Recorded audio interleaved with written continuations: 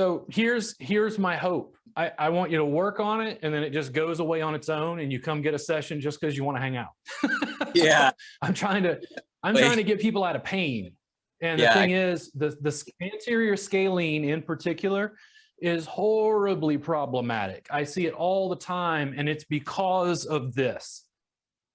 Like, these muscles have just shortened, and those nerve trunks, I think, are just being pressed on as they go down the arm. I've seen it again with like tennis elbow, carpal tunnel, shoulder pain, like on and on and on. And it's like a component of the problem people are having issues with. I think when I was on the phone with you, you talked about coracobrachialis. Is that one bothering you as well? Well, that's something I was hoping to ask you about. So if I do press on it, as you mentioned, there's so many different muscles that I can't tell if this is the one that's causing the main issue. I can recreate the pain, though, dealing with the muscle. Yeah. By, you had a video on this, but I basically just look forward like this, and I am able to find a spot that's really tender, almost as if I'm nerve or something, and I'm not sure how to treat it. Yep.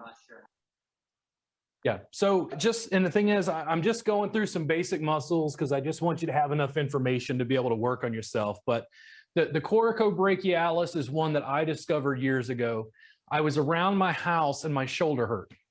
And I'm like the most annoyed, like, what the hell, and essentially I was like playing with my arm, and I'm like, I'm pressing around my arm, trying to figure, it's gotta be something. Come on, what's going on? Like, I didn't tear anything. Why is my shoulder hurt like this? What the coracobrachialis does is it pulls the head of the humerus, that arm bone, down to the side. So it does this.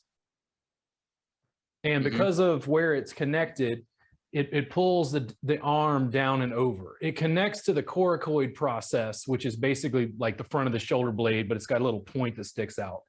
And what happens is you can take your arm like this. And when I pull my arm down, if I'm using a big, broad thumb, I can feel it pop up, and I can feel it pop up, and I can feel it pop up.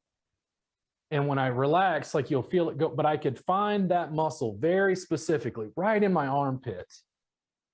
And I would tense it and then relax and then press into it. And what happened in my case was, man, the first time I did this, it totally freaked me out because I'm the body worker, right? I'm supposed to know this stuff. My shoulder's killing me. And when I hit this spot in here, I was like, whoa. And right over here on the outside, there was a quarter size, like, remember I talked about like pain and intensity? It was super intense. If I pressed any more, it would have caused pain, but it burned. Right out here. Oh my God. And my thumb eventually got tired, and I went, oh, and I lifted my arm, and my arm went crack. And it's like the pain was just gone because that one muscle, for some reason, just decided to shorten, maintain a certain amount of tightness, and I was getting some referred pain. It's another muscle that I don't think a lot of therapists would address. But again, it depends on where people are telling me they feel pain. Does it make sense? For sure, yeah. So yeah, I have treated it a little bit before, and most recently, a couple nights ago, I do get a benefit from it. About a week ago, the pain was gone for a full day or so. And I'm not sure if my position or something is causing me to tighten back up. I am at the computer all day and I drive a lot. So